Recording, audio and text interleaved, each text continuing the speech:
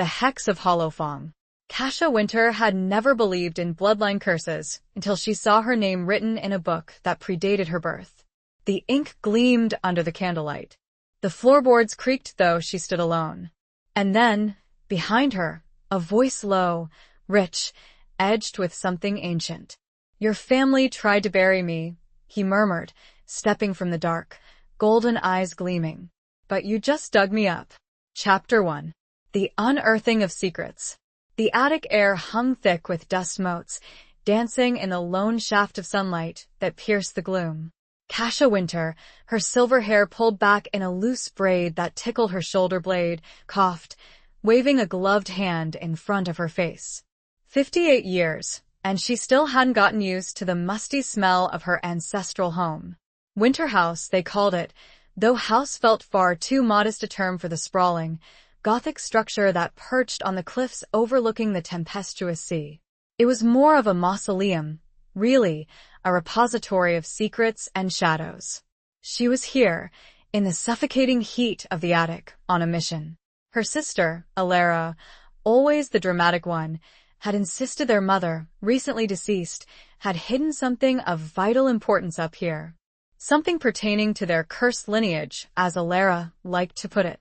Kasha, ever the pragmatist, had rolled her eyes at the theatrics, but familial duty and a nagging sense of unease had driven her up the creaking stairs. The attic was a labyrinth of forgotten treasures and discarded memories. Trunks overflowed with moth-eaten silks and yellowed lace. Portraits of stern-faced ancestors stared down from the walls, and the air vibrated with the ghostly whispers of generations past. Kasha moved slowly, her fingers trailing over the dusty surfaces, feeling the weight of history pressing down on her. She'd spent her childhood summers exploring these very rooms, spinning tales of knights and dragons, oblivious to the darker truths that lay hidden beneath the floorboards. She'd been a history teacher once before the incident. Before the nightmares and the whispers that followed her even in the daylight. Before she'd retreated to the solitude of Winter House, trading the vibrant classrooms for the echoing silence of her family's past. The incident, as she sterilely termed it, was the death of her husband, Thomas. A car accident, they said. But Kasha knew, deep in her bones, that something else had been at play. Something unnatural. Her fingers brushed against a small, leather-bound book tucked away in a corner, almost hidden beneath a pile of old quilts. It was smaller than the others, its cover unadorned, save for a single, silver clasp that had tarnished with age. Curiosity, and a prickle of something she couldn't quite name, compelled her to pick it up. The clasp yielded with a soft click, and Kasha opened the book, her breath catching in her throat. The pages were filled with elegant, spidery handwriting. The ink faded but legible. It was a journal, or perhaps a chronicle, detailing the history of the Winter family, dating back centuries. Names she recognized, ancestors she'd only ever seen in portraits, leaped from the pages. She flipped through the brittle pages, scanning the entries, until one particular passage made her blood run cold. It was dated 1788, and the handwriting was frantic, almost illegible in places. "The pact is broken. Hollowfang has returned. He demands what is owed. The blood of the Winter line, it is the only way to appease him." Kasha frowned, rereading the passage. Hollowfang? It sounded like something out of a Gothic novel. She continued reading, her heart pounding a frantic rhythm against her ribs. The entries that followed spoke of fear, of rituals performed under the pale moonlight, of sacrifices made to appease a creature of darkness. And then she saw it. Her name, Kasha Winter, written in the same faded ink, nestled among the names of her long-dead ancestors. It was impossible. This book predated her birth by centuries. Yet, there it was, a chilling testament to what? A curse? A prophecy? The floorboards creaked behind her, a sound that, in the oppressive silence of the attic, seemed deafening. Kasha whirled around, her heart hammering against her ribs like a trapped bird. She was alone. Of course, she was alone. She was always alone. But the air had shifted. It felt heavier, charged with an energy she couldn't explain. The single ray of sunlight seemed to dim, swallowed by the encroaching shadows. And then she heard it. A voice. Low, rich, edged with something ancient, something predatory. "Your family tried to bury me," he murmured, his voice a silken whisper that seemed to slither into her very soul. He stepped from the shadows, a figure emerging from the darkness like a phantom. Tall, impossibly so, with shoulders that seemed to block out what little light remained. His face was obscured by the gloom, but his eyes gleamed with a golden, unnatural light. "But you just dug me up." Kasha stumbled back, her hand flying to her mouth to stifle a scream. She wanted to speak, to demand an explanation, but her voice was trapped in her throat, choked by a fear she hadn't felt since Thomas. This was madness. This couldn't be happening. He took another step closer, and the scent of him reached her, a primal, intoxicating aroma of pine needles, damp earth, and something wild, something untamed. It was a scent that both terrified and intrigued her. She could see him more clearly now. His face was sharp, angular, framed by a mane of dark, unruly hair that fell to his shoulders. His features were undeniably handsome, in a harsh, almost brutal way. But it was his eyes that held her captive. They were the color of molten gold, flecked with amber, and they seemed to burn with an intensity that made her skin prickle.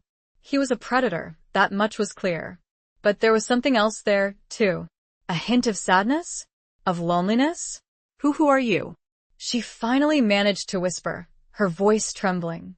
He smiled then, a slow, deliberate curve of his lips that revealed a flash of teeth that seemed just a little too sharp, a little too canine. "I am the answer to your family's prayers," he said, his voice a low rumble that vibrated through her bones. "And the fulfillment of their curse." He reached out, his hand, long-fingered and strong, hovering inches from her face. She flinched, but she didn't move away. "I am Alaric. And you, Kasha Winter, are mine." The attic door suddenly creaked, but, unlike the creak before, a heavy gust of wind followed. Chapter 2. Whispers of the Ancient Blood. The gust of wind slammed the attic door shut with a resounding boom, the sound echoing through the cavernous space and jolting Kasha back to a semblance of reality.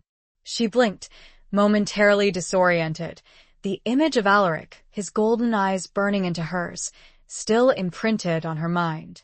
He was still there, standing before her, his presence filling the attic, making the air itself feel thick and charged. The wind, she realized, had come from the small, arched window at the far end of the attic. It had been latched, hadn't it? She couldn't remember. Fear, a cold, clammy hand, gripped her heart, squeezing the breath from her lungs. This was no ordinary encounter. This was something out of a nightmare. "Yours?" she repeated, her voice stronger now, fueled by a surge of adrenaline. "I belong to no one." She straightened her shoulders, years of ingrained defiance rising to the surface. She might be afraid, but she wouldn't be cowed. Not by him, not by anyone. Alaric's smile widened, a slow, predatory curve of his lips. "Brave words, Kasha Winter. But bravery won't change what's written in your blood." He gestured towards the leather-bound book, still clutched in her trembling hand. "Your ancestors made a pact. A binding agreement. And you, my dear, are the final payment." Kasha glanced down at the book, her fingers tightening around its worn cover. The words she'd read earlier, the chilling prophecy, swam before her eyes. "The blood of the winter line, it is the only way to appease him." Appease him? Hollowfang. What pact? She asked, her voice barely a whisper. "What are you talking about?" Alaric took a step closer, and Kasha instinctively recoiled, pressing herself against the dusty wall. He stopped, a flicker of something that might have been amusement in his golden eyes. "It's a long story," he said, his voice a low rumble that seemed to vibrate through the very floorboards. "A tale of betrayal, of sacrifice, of a power that slumbered for centuries, waiting to be awakened." He began to pace, his movements fluid and graceful, like a wolf stalking its prey. "Your ancestors, they were ambitious. They craved power, wealth, influence.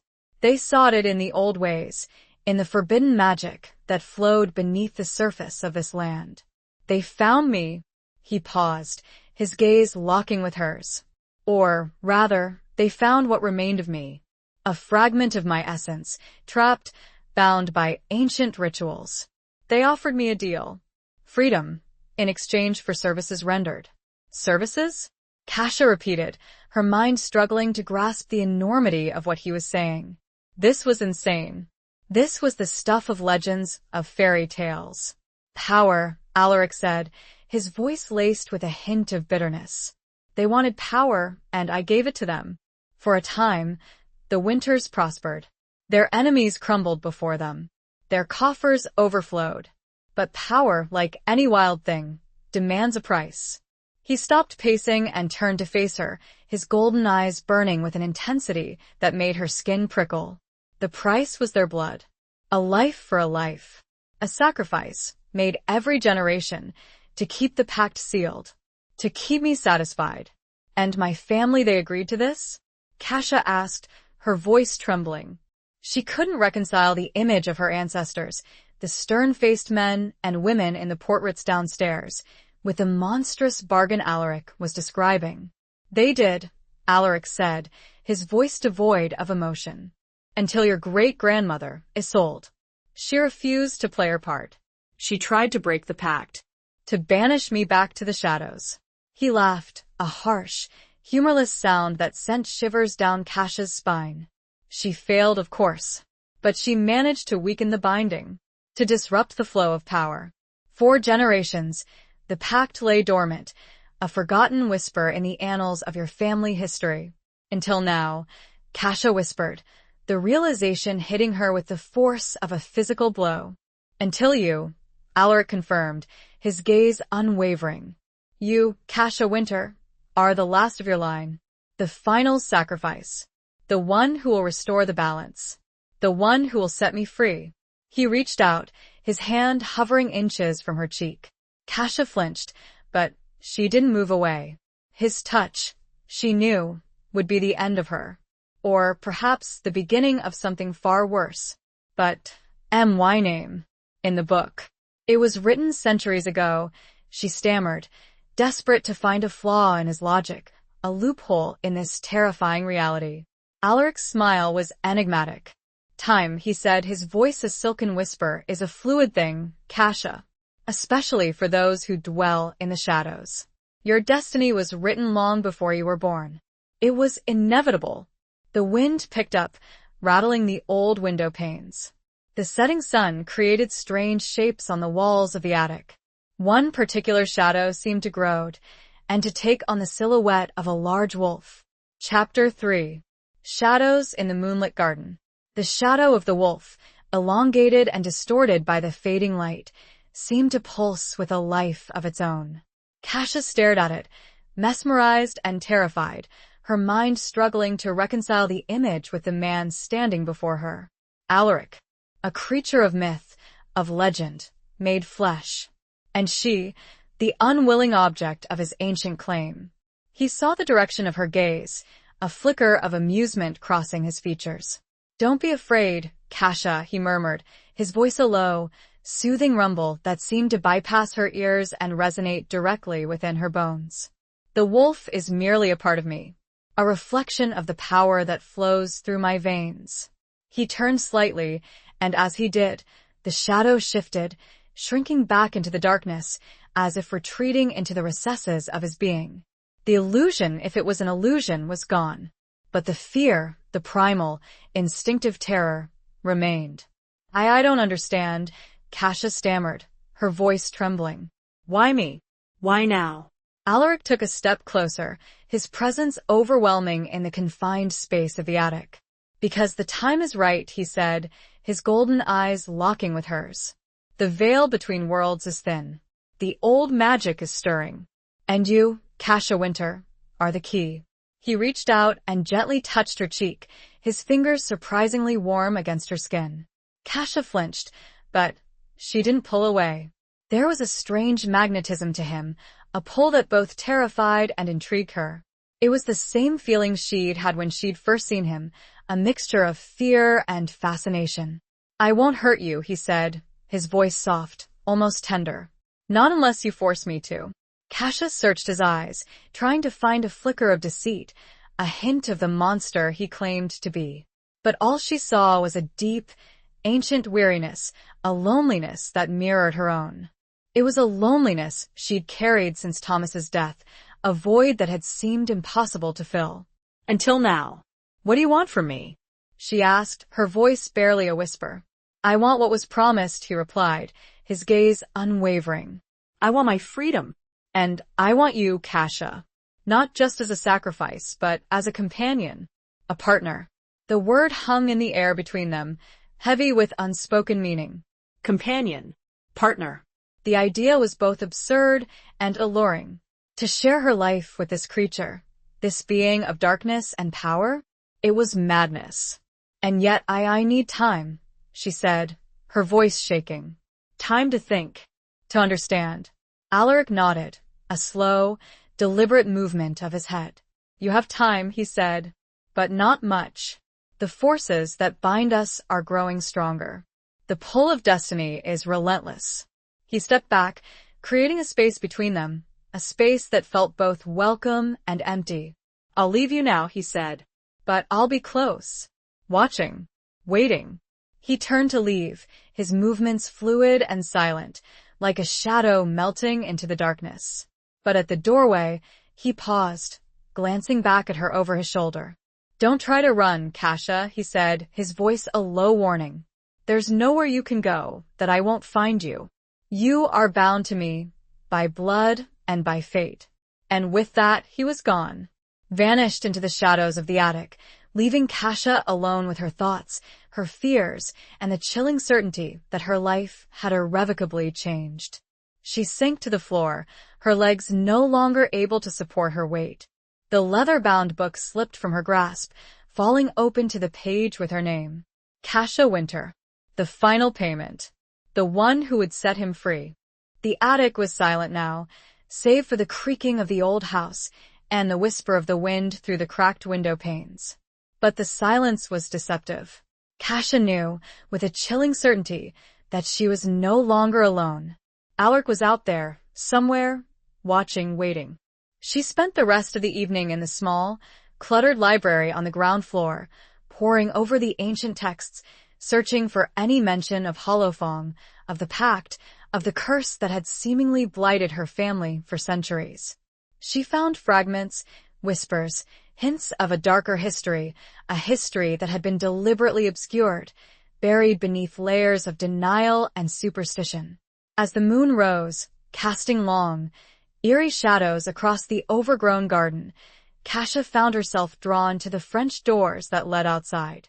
She opened them, stepping out into the cool night air, the scent of salt and sea filling her lungs. The garden was a wild, untamed place, a tangle of overgrown roses, gnarled trees, and ancient, moss-covered statues. It was a place of beauty and decay, a reflection of the house itself, of the Winter family's legacy. She walked slowly, her bare feet sinking into the damp grass, her senses on high alert. She felt him before she saw him. A presence, a shadow moving among the trees. Alaric. He emerged from the darkness, his form silhouetted against the moonlight. He was even more striking in the ethereal glow, his features sharper, his eyes burning with an almost unearthly light. "I told you I'd be close," he said, his voice a low murmur that seemed to blend with the rustling of the leaves. A low growl, seemingly emanating from the shadows close to Alaric, gave the only warning before a large, dark shape launched itself at Kasha. Chapter 4. The wolf's first glimpse. The growl, guttural and menacing, ripped through the stillness of the night. Kasha barely had time to register the sound before the dark shape launched itself from the shadows, a blur of fur and muscle hurtling towards her. Instinct took over, primal and immediate. She threw herself to the side, narrowly avoiding the creature's snapping jaws. She landed hard on the damp grass, the wind knocked out of her, her heart hammering against her ribs like a trapped bird. Scrambling to her feet, She stared in horror at the creature that now stood between her and Alaric. It was a wolf, but unlike any wolf she had ever seen. Massive, easily twice the size of a normal timber wolf, with thick, dark fur that seemed to absorb the moonlight, and eyes that glowed with the same eerie golden light as Alaric's. The creature's lips were curled back in a snarl, revealing teeth that were long, sharp, and undeniably deadly. "Easy, Shadow," Alaric said, his voice calm and controlled, but with an undercurrent of steel that sent a shiver down Kasha's spine. The wolf, Shadow, remained tense, its body coiled and ready to spring, its golden eyes fixed on Kasha with predatory intensity. What is that?" Kasha stammered, her voice trembling, her gaze darting between the wolf and Alaric. She couldn't tear her eyes away from the creature, from the raw power that emanated from its every muscle. Alaric's expression was unreadable, his face shadowed by the moonlight. "He's my companion," he said, the words sounding strangely inadequate to describe the monstrous beast before her. "My protector. And a part of me, as I told you." Kasha's mind reeled. A part of him? Was he implying what? That he could transform into that thing? The thought was too terrifying, too unbelievable to contemplate. "He won't hurt you," Alaric continued, his voice still calm, but with a hint of warning. "Unless you give him reason to." The wolf growled again, a low, rumbling sound that vibrated through the ground and into Kasha's very bones. She took a step back, her hands raised in a gesture of surrender. I won't," she whispered, her voice barely audible above the pounding of her heart. Alaric gave a slight nod, and the wolf, Shadow, seemed to relax slightly, though its gaze remained fixed on Kasha, wary and watchful. "Good," Alaric said, "because I wouldn't want to see you harmed." He stepped forward, closing the distance between them, and Kasha instinctively tensed, bracing herself for something. But he simply reached out and gently took her hand, his touch surprisingly warm and human. "Come," he said, his voice soft, almost gentle. "Walk with me." Kasha hesitated, her mind warring with her instincts. Every fiber of her being screamed at her to run, to flee from this creature and his monstrous companion. But there was something in his eyes, a vulnerability, a loneliness that echoed her own, that kept her rooted to the spot. And so she walked, with Alaric, the creature of darkness, and his shadow wolf, through the moonlit garden of her ancestral home. The air was thick with the scent of roses and damp earth, mingled with the wild, musky scent of the wolf. The silence was broken only by the rustling of leaves, the chirping of crickets, and the occasional low growl from Shadow, a constant reminder of the danger that lurked just beneath the surface. Alaric spoke as they walked, his voice a low murmur that seemed to blend with the sounds of the night. He told her more about the pact, about the history of the Winters and their relationship with the supernatural world. He spoke of ancient rituals, of forbidden magic, of the power that flowed beneath the surface of the land, a power that had been both a blessing and a curse to her family. He spoke of his own past, of the centuries he had spent trapped, bound by the Winter's magic, waiting for the moment of his release. He spoke of his loneliness, of his longing for connection, for understanding. And as he spoke, Kasha began to see him, not just as a monster, a creature of darkness, but as a being with his own complex history, his own desires, his own pain. She saw the weariness in his eyes, the ancient sorrow that seemed to weigh him down. She saw the vulnerability that he tried so hard to conceal. She still didn't trust him. Not completely. But the fear, the blind, unreasoning terror, was beginning to subside, replaced by a cautious curiosity, a reluctant empathy. They reached a small, secluded clearing in the garden, bathed in the silvery light of the moon. A stone bench sat beneath a weeping willow, its branches draped like a curtain, creating a sense of privacy and intimacy. Alaric gestured towards the bench. "Sit," he said, "and I'll tell you everything."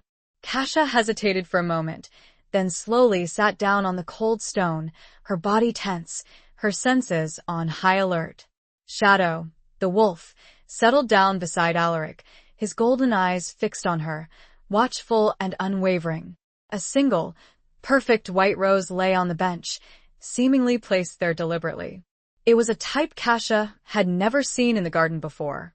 Chapter 5. Echoes of a Forgotten Promise.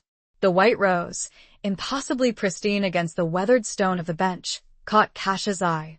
It was a stark contrast to the wild, overgrown nature of the garden, a single point of delicate beauty amidst the tangle of thorns and shadows. It seemed out of place, deliberately placed, as if waiting for her. "It's beautiful," she murmured, her fingers reaching out to touch a velvety petal, then retracting as if burned. She didn't want to touch it, didn't want to disturb the fragile perfection. It felt significant.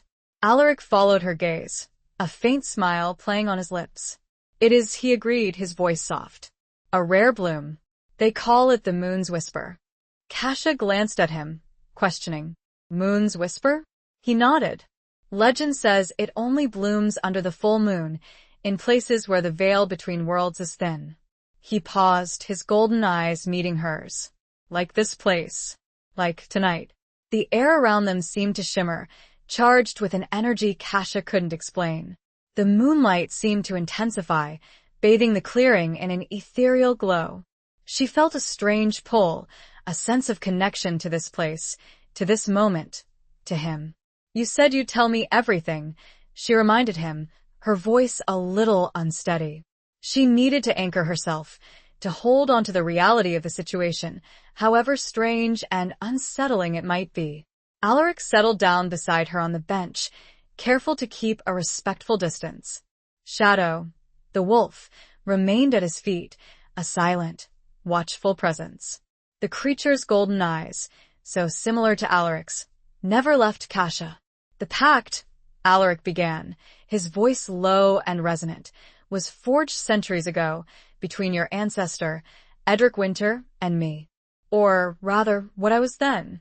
A spirit, a being of immense power, tied to this land, to this very earth." He paused, his gaze drifting towards the ancient, gnarled trees that surrounded the clearing. Edric, he was a scholar, a seeker of forbidden knowledge. He delved into the old ways, the magic that had been forgotten, suppressed by the rising tide of civilization. Kasha listened intently, her mind struggling to reconcile the image of her ancestor, a man she'd only ever known through dusty portraits and faded letters, with the figure Alaric was describing. A man who had dabbled in dark magic, who had made a pact with a creature of darkness. "He found me," Alaric continued, his voice tinged with a hint of bitterness. "Or, rather, he found a way to summon me, to bind me to his will. He offered me a deal. Freedom, in exchange for my power. He promised to release me, after a certain period of time, after I had served his purposes." "And you agreed?" Kasha asked, her voice barely a whisper. Alaric nodded. "I was weak. Trapped. Desperate. I longed for freedom, for the ability to roam this land, to feel the sun on my skin, the wind in my fur." He trailed off, his gaze turning inward, as if lost in the memories of a distant past. Kasha couldn't help but feel a pang of sympathy for him, for the creature he had been, trapped and bound by the will of another. "But Edric, he betrayed me," Alaric continued, his voice hardening. "He broke his promise. He found a way to extend the pact, to bind me to his bloodline, to his descendants. He made me a slave, a tool to be used for their own gain." "And the sacrifices?" Kasha asked, her voice trembling. "The lives that were taken?" Alaric's expression darkened. "A perversion of the original agreement," he said, his voice laced with anger and regret. "Edric twisted the pact, corrupted it. He demanded a life for a life, a sacrifice to maintain his power, to keep me bound to his will. He claimed it was necessary to appease me. But it was a lie. It was all about his own greed, his own ambition." "And my great-grandmother, Isolde?" Kasha prompted, remembering the journal entry, the desperate attempt to break the pact. "She was different," Alaric said, his voice softening. "She saw the truth. She saw the darkness that had consumed her family. She tried to end it. She almost succeeded." He paused, his gaze meeting Kasha's. "But the pact was too strong. The blood of the Winters was too deeply entwined with my own. She managed to weaken the binding, to disrupt the flow of power, but she couldn't break it completely. And now I'm the last, Kasha whispered, the weight of her lineage, of the curse, pressing down on her. Alaric nodded. You are the key, Kasha. The one who can either set me free, completely, or continue the cycle of darkness. A sudden chill permeated the air, despite the relatively warm summer night, raising the hairs on Kasha's arms. The scent of the moon's whisper rose changed, becoming cloyingly sweet, almost suffocating. Chapter 6. The Scent of Pine and Fear. The cloying sweetness of the moon's whisper, a scent that had moments before been delicate and alluring, now felt oppressive, suffocating. The chill in the air deepened, and Kasha shivered, wrapping her arms around herself in a futile attempt to ward off the cold. It was a cold that seemed to seep into her very bones, a cold that had nothing to do with the temperature and everything to do with the presence of Alaric, with the ancient power that radiated from him. Continue the cycle? She repeated, her voice trembling. What does that mean? Alaric's golden eyes, usually so intense, now seemed veiled, clouded with a mixture of emotions she couldn't quite decipher. Regret? Resignation? Fear? It means, he said, his voice low and heavy, that you have a choice, Kasha. A choice that no other winter has had for centuries. You can fulfill the pact, as your ancestors intended. You can offer yourself as the final sacrifice and set me free. And if I refuse? Kasha asked, her heart pounding against her ribs. The thought of sacrificing herself, of surrendering her life to this creature, however compelling he might be, was terrifying. Alaric's expression darkened. Then the pact remains unbroken, he said. The power, it will continue to flow, but it will be corrupted, twisted. It will consume you, slowly, driving you mad, until you are nothing but a shell, a vessel for the darkness. He paused, his gaze searching hers. I don't want that, Kasha, he said, his voice soft, almost pleading. I don't want to see you suffer. I don't want to be the cause of your pain. Kasha stared at him, her mind reeling. His words, his tone, they seemed genuine. But could she trust him?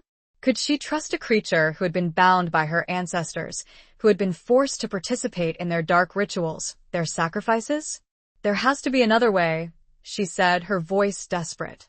There has to be a way to break the pact without anyone dying. Alaric shook his head, a slow, deliberate movement. I've searched for centuries, Kasha, he said. I've explored every avenue, every possibility. There is no other way. The pact is bound by blood, and only blood can break it. He reached out and gently took her hand, his touch sending a jolt of electricity through her. His skin was warm, surprisingly so, given the chill that permeated the air. But, he continued, his voice a low murmur, there is a difference between a sacrifice made out of fear, out of obligation, and a sacrifice made willingly, out of love. Kasha's breath caught in her throat. Love? What was he suggesting? That she should fall in love with him? With a creature of darkness, a being who had been her family's tormentor for centuries? The idea was absurd. And yet there was something in his eyes, a vulnerability, a loneliness, that resonated with her own. She'd felt it from the moment she'd first seen him, a strange connection, a pull that defied logic and reason. She'd felt it again, walking with him through the moonlit garden, listening to his story, seeing the pain and the regret in his eyes. She'd been alone for so long, since Thomas's death. She'd built walls around her heart, shielding herself from the pain of loss, of connection. But Alaric, with his strange, compelling presence, was starting to chip away at those walls, revealing the raw, vulnerable core beneath. I don't know what to say, she stammered, her voice trembling. Alaric smiled, a sad, wistful smile. You don't have to say anything, he said. Not yet. Just think about it. Consider the possibilities. He released her hand, and Kasha felt a pang of loss. A strange, unsettling feeling, given the circumstances. The scent of pine needles and damp earth, the scent that she had come to associate with Alaric, filled her senses. It was a wild, untamed scent, a scent that both frightened and intrigued her. It was the scent of the forest, of the shadows, of the ancient power that flowed beneath the surface of the land.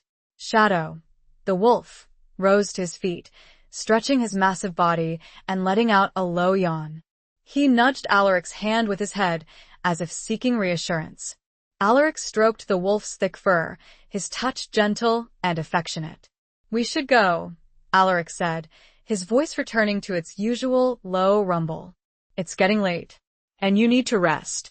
He stood up, and Kasha followed suit, her legs feeling a little unsteady.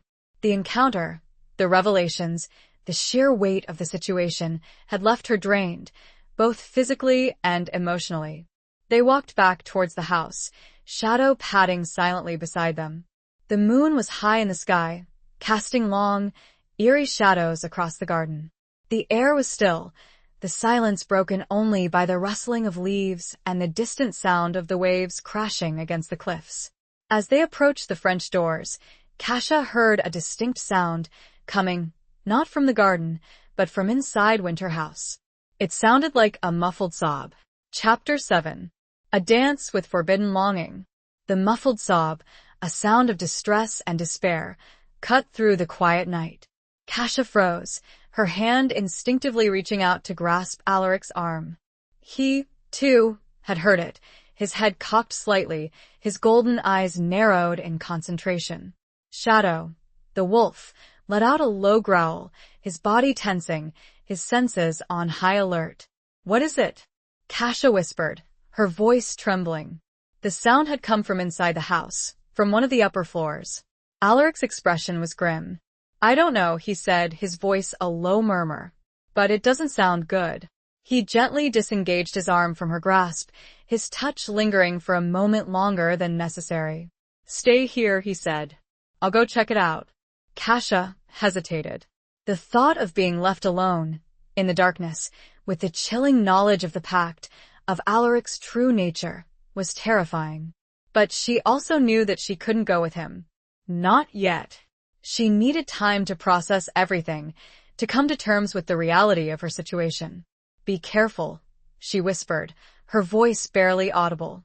Alaric nodded, a flicker of something that might have been concern in his golden eyes. "I will," he said.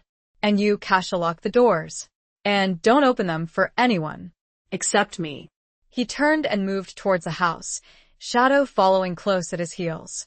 They disappeared into the shadows, swallowed by the darkness, leaving Kasha alone on the terrace. She stood there for a moment, her heart pounding against her ribs, her mind racing. The sob, the sense of unease, the chilling presence of Alaric, it was all too much. She felt overwhelmed, trapped, caught in a web of ancient secrets and supernatural forces she didn't understand. Taking a deep breath, she forced herself to move. She stepped back inside the library, closing the French doors behind her and locking them securely. She then moved through the house, checking the locks on all the other doors and windows, her hands trembling, her senses on high alert.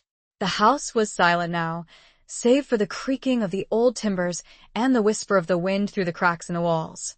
But the silence was deceptive. Kasha knew, with a chilling certainty, that she was not alone. Something was wrong. Something had changed. She made her way back to the library, drawn by the flickering light of the dying fire in the hearth. She sank into a chair, her body exhausted, her mind numb. She needed to think, to plan, to figure out what to do.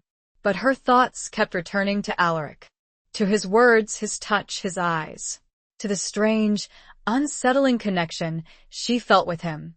A connection that defied logic and reason, a connection that was both terrifying and alluring. She remembered the way he had looked at her, in the moonlit garden, the vulnerability, the loneliness in his golden eyes. She remembered the way he had spoken of his past, of his betrayal, of his longing for freedom. She remembered the way he had touched her, his fingers warm and gentle against her skin. Was it possible? Could she actually feel something for him? For a creature of darkness, a being who had been her family's tormentor for centuries? The idea was preposterous. And yet she closed her eyes, trying to block out the images, the feelings, the doubts that swirled within her. But it was no use. Alaric was there, in her mind, in her heart, a presence she couldn't ignore. She didn't know how long she sat there, lost in her thoughts, in her turmoil. But eventually she heard a sound. A soft knock on the library door. Her heart leaped into her throat. Alaric? Or something else? Something worse? She hesitated, her hand hovering over the doorknob. She remembered his warning. Don't open them for anyone. Except me. Alaric? She called out, her voice trembling. There was a pause, then a low, familiar voice replied, It's me, Kasha. Let me in. Relief washed over her, so intense it almost brought her to her knees. She quickly unlocked the door and opened it, her eyes searching his face. He stood there, his expression grim, his dark hair disheveled, his clothes slightly damp from the night air. Shadow, the wolf, stood beside him, his golden eyes fixed on Kasha, watchful and unwavering. What happened? She asked, her voice urgent. What was that sound? Alaric stepped inside, closing the door behind him and locking it securely. He turned to face her, his gaze intense. It was Alara, he said, his voice heavy. She found the journal. The one in the attic. Kasha's blood ran cold. Alara. Her sister. The dramatic, impulsive, reckless Alara. The one who had always been fascinated by their family's cursed lineage. The one who had insisted their mother had hidden something of vital importance in the attic. Alara was sprawled on the floor of a small, unused bedroom, surrounded by scattered papers and old books, her eyes wide and unfocused, staring at a particular passage in the journal. Chapter 8. The Mark of the Hollowfang. Alara lay on the floor, a fragile, broken doll amidst the detritus of their family's past. The journal, open to the page detailing the pact and Kasha's name, lay beside her, the faded ink seeming to pulse with a malevolent energy. Kasha rushed to her sister's side, kneeling beside her, her heart pounding with a mixture of fear and dread. Alara, she cried, gently shaking her sister's shoulder. Alara, what happened? Speak to me. Alara's eyes, usually so vibrant and full of life, were wide and unfocused, staring blankly at the ceiling. She didn't seem to see Kasha, didn't seem to register her presence. She was muttering something, a low, incoherent stream of words that Kasha couldn't understand. Alaric stood behind her, his expression grim, his golden eyes filled with a mixture of concern and something else. Something that looked like guilt. She read the journal, he said, his voice low and heavy. She knows the truth. Or at least a part of it. But how? Kasha asked, her voice trembling. She was fine this morning. She was herself. Alaric hesitated, his gaze shifting away from hers. The pact, it's not just a story, Kasha, he said. It's a force. A power. And when someone gets too close to the truth, when they uncover the secrets, it can have consequences. He reached out and gently touched Alara's forehead, his fingers tracing the outline of a faint, dark mark that had appeared on her skin. It was a crescent shape, like a sliver of the moon, and it seemed to pulse with a faint, eerie light.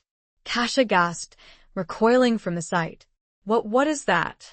She asked, her voice barely a whisper. It's the mark of the Hollowfang, Alaric said, his voice devoid of emotion. A sign that the pact is active. That it's claiming her. Claiming her?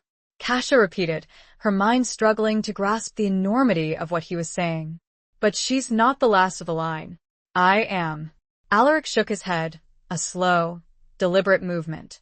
The pact, it's not always linear, Kasha, he said. It can jump, skip, twist. It seeks out the vulnerable, the receptive.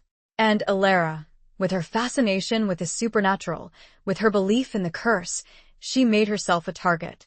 Kasha stared at her sister, her heart breaking.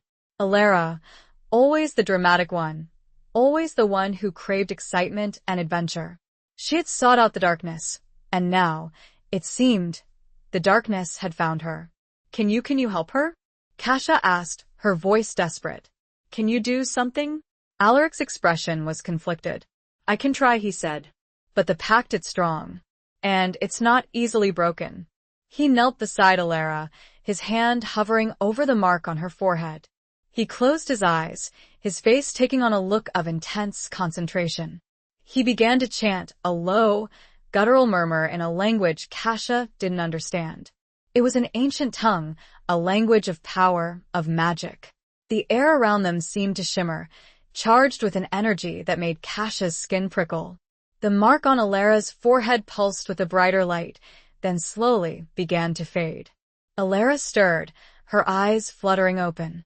She looked around, her gaze confused, disoriented. "Kasha?" she whispered, her voice weak. What happened? Kasha rushed to her side, embracing her tightly. "It's okay, Alara," she said, her voice soothing. "You're safe now. You're with me." Alara clung to her, her body trembling. I saw him," she whispered, her voice filled with terror. "The wolf, the darkness, he was calling to me." Kasha glanced at Alaric, her eyes questioning. He met her gaze, his expression unreadable. "She'll be all right," he said, his voice calm and reassuring. "The mark is gone. But she needs to rest. She needs to forget." He reached out and gently touched Alara's forehead again, his fingers tracing the spot where the mark had been. Alara's eyes closed, and she drifted off to sleep, her breathing becoming slow and regular. Kasha carefully lifted her sister, carrying her to her own bedroom, laying her gently on the bed. She covered her with a blanket, her heart aching with worry and guilt. She should have stopped her. She should have been more careful. She should have protected her from the darkness that lurked within their family history. She turned to Alaric, who stood in the doorway, watching her. "Thank you," she said, her voice sincere. "For helping her." Alaric nodded, a slight smile playing on his lips. "She's your sister," he said. "I wouldn't let her be harmed." He looked at Kasha, his gaze direct. "But understand, Kasha," Alaric stated with a quiet intensity, "this changes nothing between us. The pact still stands." Chapter 9. Beneath the Weeping Willow's Veil. Alaric's words hung in the air, a stark reminder of the reality that lay beneath the surface of their fragile truce. "This changes nothing between us. The pact still stands." Kasha felt a chill run down her spine, despite the warmth of the summer night. The relief she had felt at Alara's recovery was quickly overshadowed by the renewed weight of her own predicament. She turned away from him, walking towards the window, looking out at the moonlit garden. The weeping willow, where they had shared their unsettling conversation earlier, stood silhouetted against the night sky, its branches swaying gently in the breeze. It seemed to beckon her, to offer a solace she desperately craved. "I need some air," she said, her voice barely a whisper. She didn't wait for his response, didn't even look at him. She needed to escape, to be alone with her thoughts, away from the suffocating weight of the house, of the pact, of Alaric's presence. She slipped out of the room and down the stairs, her bare feet silent on the wooden steps. She opened the French doors and stepped out onto the terrace, the cool night air a welcome relief against her skin. She walked towards the weeping willow, its branches draped like a curtain, creating a secluded haven beneath its canopy. She sat down on the stone bench, the same bench where they had sat earlier, the scent of the moon's whisper, now faint and subtle, still lingering in the air. She closed her eyes, taking deep breaths, trying to calm the turmoil within her. But it was no use. Her mind was racing, her thoughts a chaotic jumble of fear, confusion, and something else. Something she didn't want to acknowledge, didn't want to name. She heard a soft rustle behind her, and she knew, without turning around, that he had followed her. Alaric. He didn't speak, didn't intrude on her silence. He simply stood there, a presence, a shadow, a constant reminder of the fate that awaited her. After a few minutes, he sat down beside her on the bench, careful to keep a respectful distance. Shadow, the wolf, settled down at his feet, his golden eyes fixed on Kasha, watchful and unwavering. "I can't do it," she said, her voice breaking the silence. She hadn't planned to say it, hadn't even realized she was going to, until the words were out of her mouth. Alaric didn't respond, didn't try to argue with her. He simply waited, his gaze fixed on the moonlit garden. I can't sacrifice myself, she continued, her voice trembling. I can't just give up my life. Even for you. Even to break the pact. She finally turned to look at him, her eyes searching his face.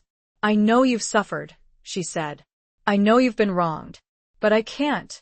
I just can't. Alaric's expression was unreadable, his golden eyes veiled, his features shadowed by the moonlight. He reached out and gently took her hand, his touch sending a jolt of electricity through her. I understand, he said, his voice soft, almost gentle. I never expected it to be easy. He paused, his gaze searching hers. But what if there was a way? He asked, his voice a low murmur. A way to break the pact without sacrifice? Without anyone dying? Kasha's heart leaped with a flicker of hope. What do you mean? She asked, her voice urgent. Is it possible?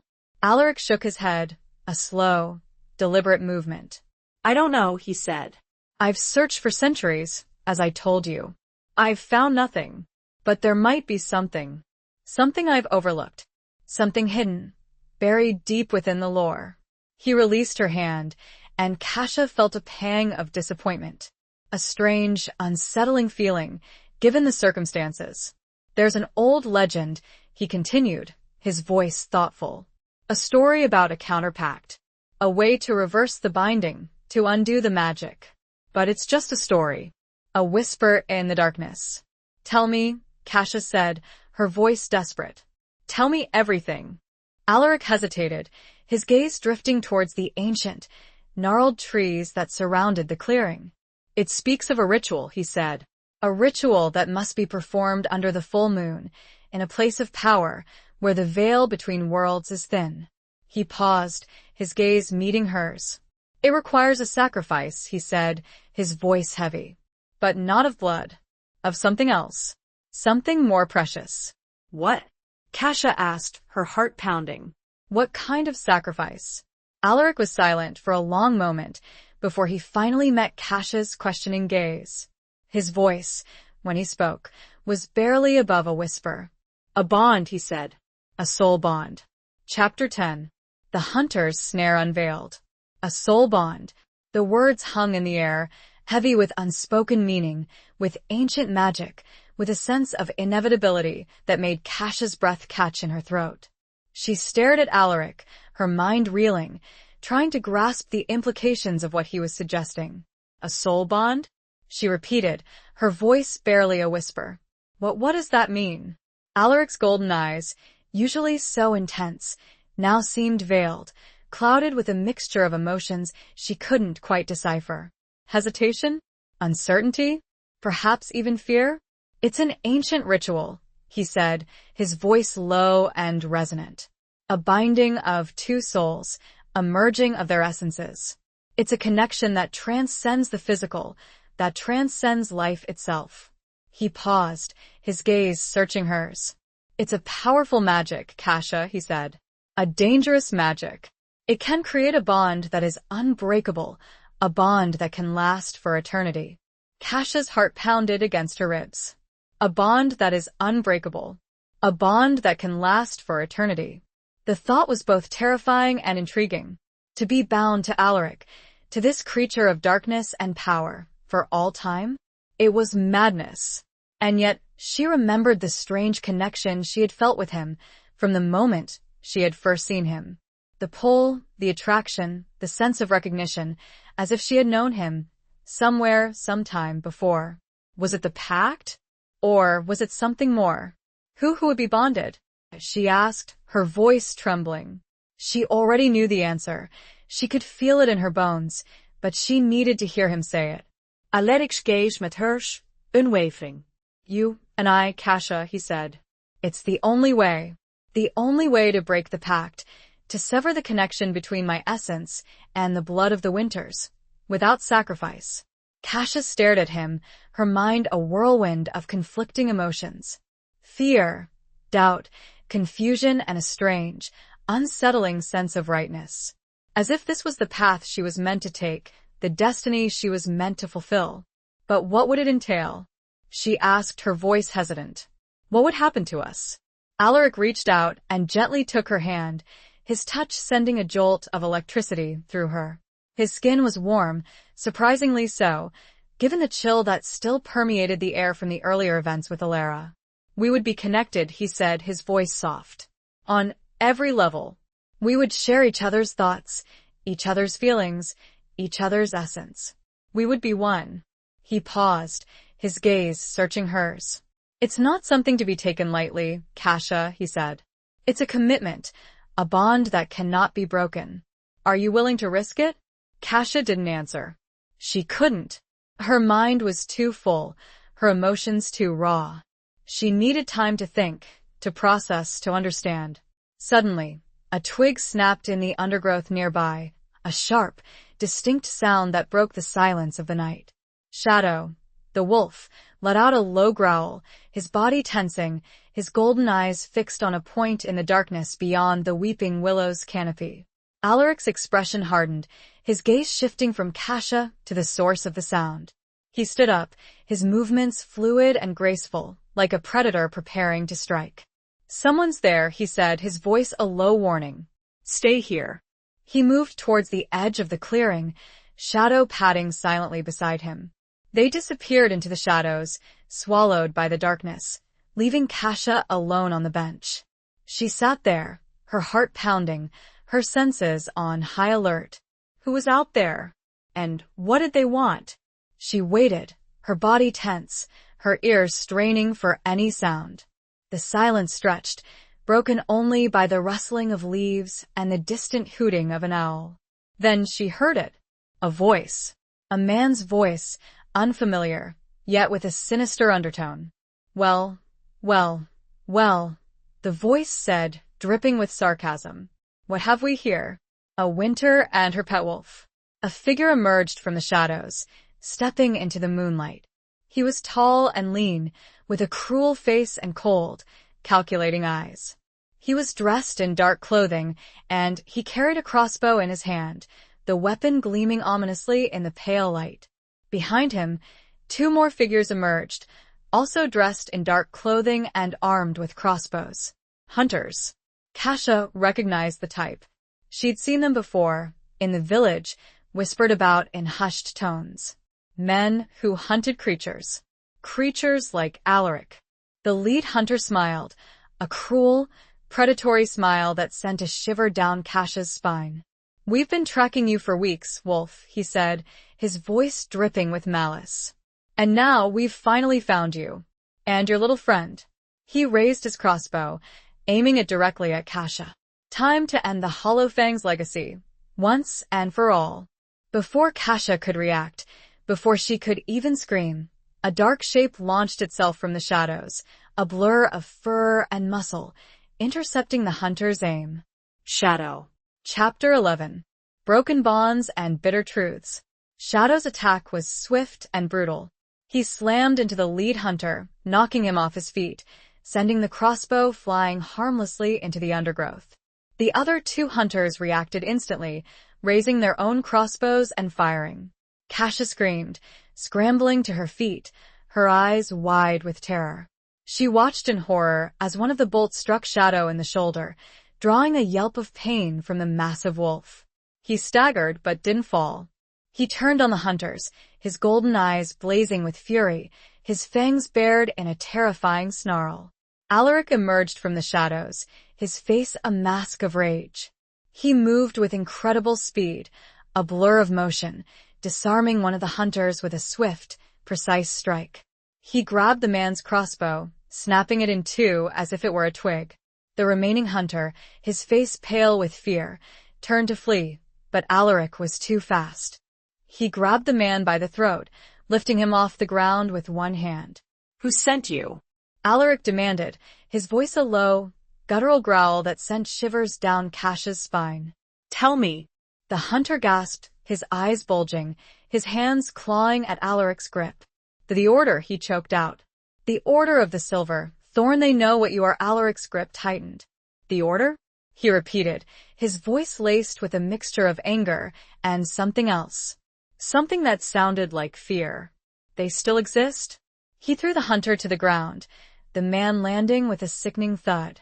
He lay there, unconscious, Or perhaps dead. Kasha couldn't tell, and she didn't want to. Alaric turned to Shadow, who was licking his wounded shoulder, his body trembling. "Are you all right?" he asked, his voice soft, filled with concern. Shadow whined, nuzzling Alaric's hand. He seemed to be in pain, but he was still standing, still alert. Alaric then turned to Kasha, his golden eyes searching hers. "Are you hurt?" he asked, his voice urgent. Kasha shook her head, her body trembling, her mind still reeling from the violence she had just witnessed. "I am fine," she stammered. "But Shadow, he'll heal," Alaric said, his voice reassuring. "He's strong. But we need to go. Now. Before more of them come." He reached out and took her hand, his touch sending a jolt of electricity through her. He pulled her towards the house, Shadow limping along beside them. They didn't speak as they hurried back inside, locking the French doors behind them and drawing the curtains. The house felt unsafe, exposed, despite its thick walls and sturdy doors. Alaric led her to the kitchen, where he retrieved a first aid kit from a cupboard. He began to tend to Shadow's wound, his movements gentle and precise.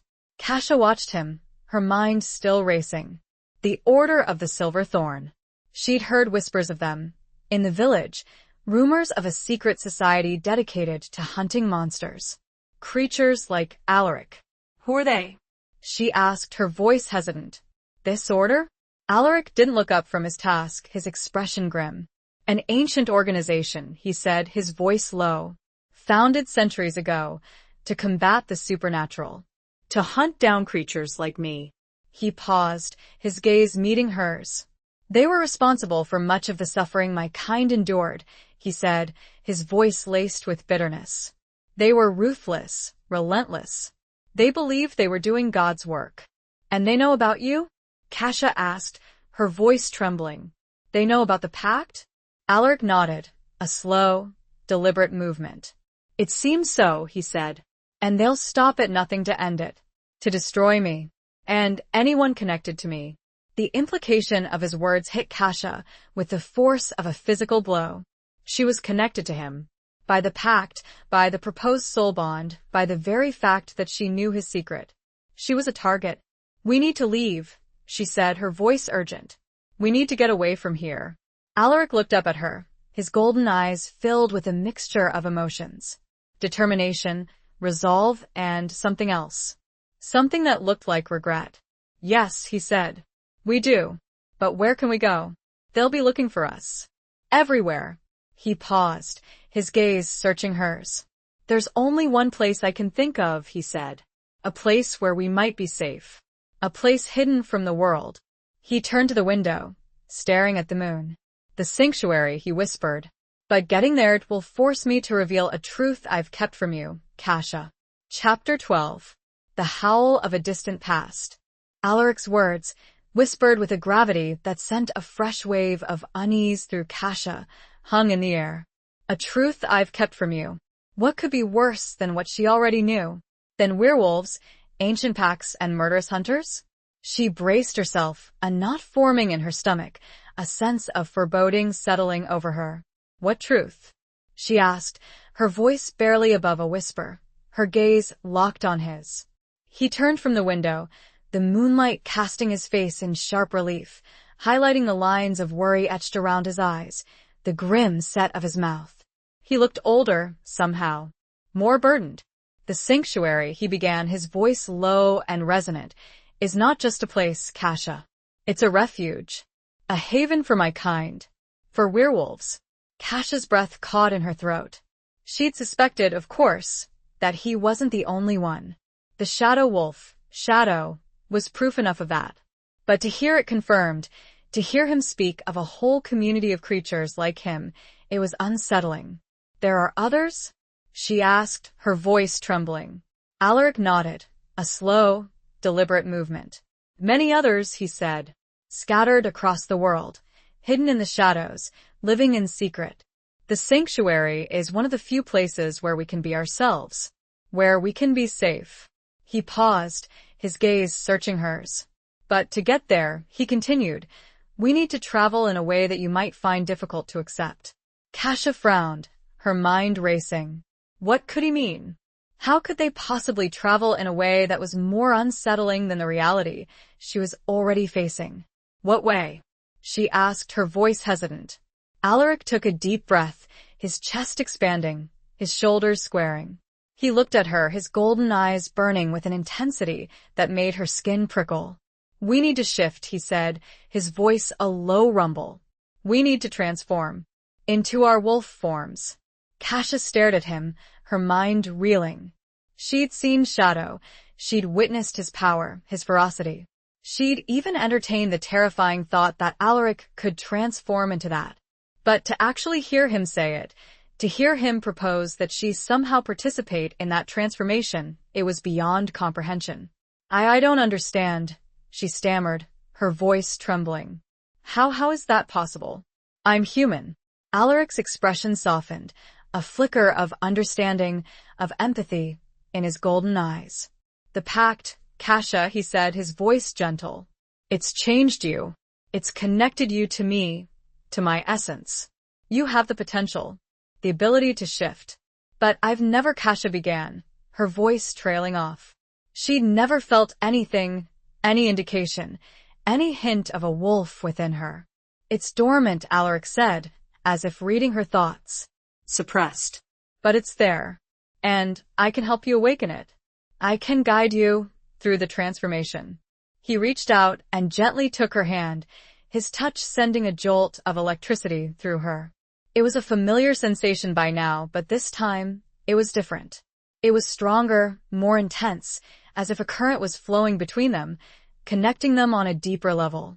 It won't be easy, he said, his voice a low murmur. It will be painful, but it's the only way.